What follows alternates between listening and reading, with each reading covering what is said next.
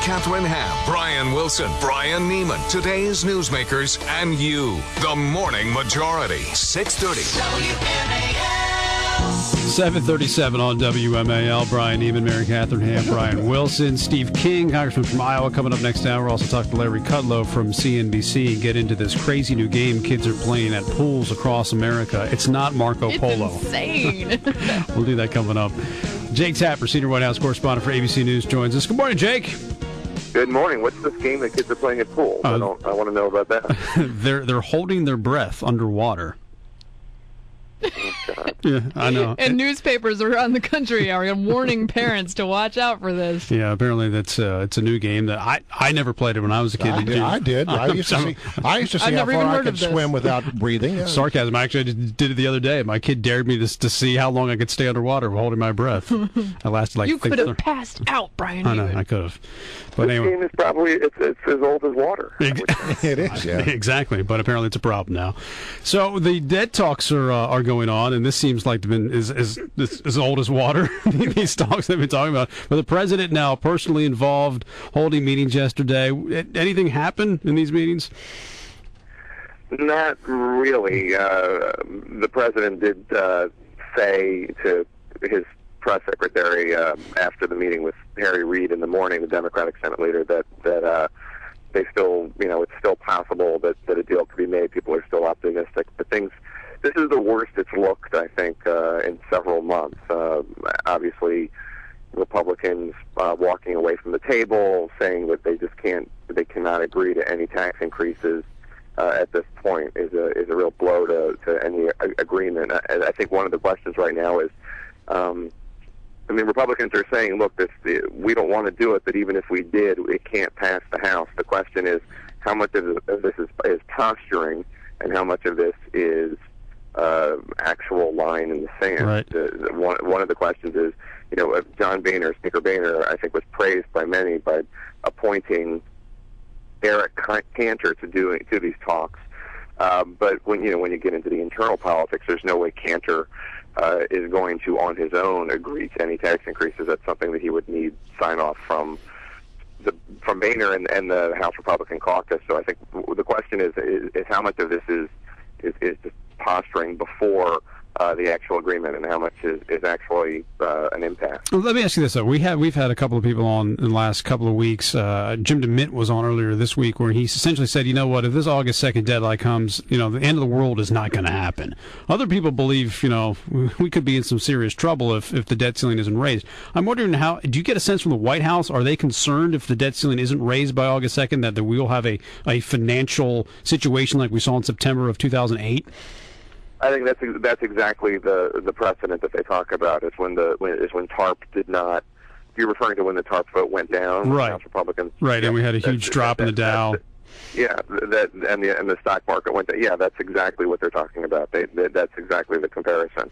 And at the time, the way that these agreements are usually done, whether it's passing TARP or the tax cut extension agreement, or the continuing resolution to continue to fund the government, the way these deals are done is down the middle, meaning you're going to lose the Tea Party caucus on the right, the Jim DeMint of the world. You're going to lose the liberals, the Bernie Sanders of the world on the left. But it has to be done in the middle, and negotiators say that's why this is so difficult. It's much easier just to do it from one side or the other, but to do a deal like this down the middle is where it gets really tough. Campaign ads. Campaign ads. The president apparently taped a campaign ad in the White House. Some are suggesting this is a violation of FEC rules and regulations. Is this going to be a thing or not a thing? I don't think that's true. I think it's true that he taped it in the White House. I don't think it's true that it's a violation of FEC regulations. I confess I need to do a little bit more research on this, but my memory is that George W. Bush did this as well, that this is allowed. I need to do a little bit more work on this, I confess. I just started reading about it this morning, but I don't think that this is an issue. All right. When it comes to ads, we've got you wrote about the Crossroads Group, which is Karl Rove's group, has 20 million in ads on this summer, and it's getting quite a bit of press. It's sort of, I think, as Karl Rove once, sort of helping shape the narrative of what's going on this summer. I'm wondering if I know, of course, the White House has its own messaging, and they're doing a lot of, fundraising and campaign ads and that kind of thing, and he'll be out touring. Is Organizing for America or the DNC, do they have sort of a corresponding ad campaign this summer? No, they don't. At least not now. The book, the group, and I forget the name of it, but the one started by the former White House staffers Bill Burton and Sean Sweeney, right? Has they have taken out small buys here and there, and they have raised some millions, but certainly nothing like $20 million.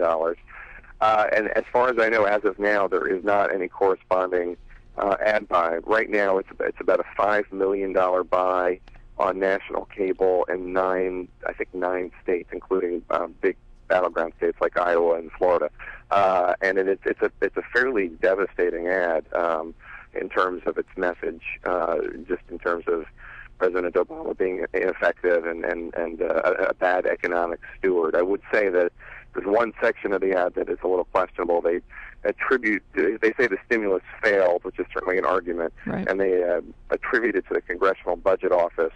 And what they said was that they were attributing the figure for the stimulus, $840 billion, to the Congressional Budget Office. If you actually go to that CBO study, it refers to the things that the stimulus bill did that created jobs and jacked GDP growth, et cetera. So that was certainly a misleading section of the ad. Right. But no, I don't, which is surprising because, Mary Catherine, you are too young to remember this, I think, but your other gentlemen hosts will not forget that in 1996, one of the ways that Bill Clinton won was he was on the air so early, just saturating the airwaves against Bob Dole.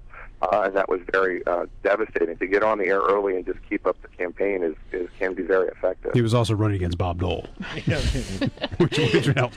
And I wanted to ask you about these mystery shoppers that the Obama administration is going to have calling doctors. I hadn't heard about this until you wrote about it, and apparently some folks are pretty upset about it. Tell me what they're going to be doing, or what the proposal is.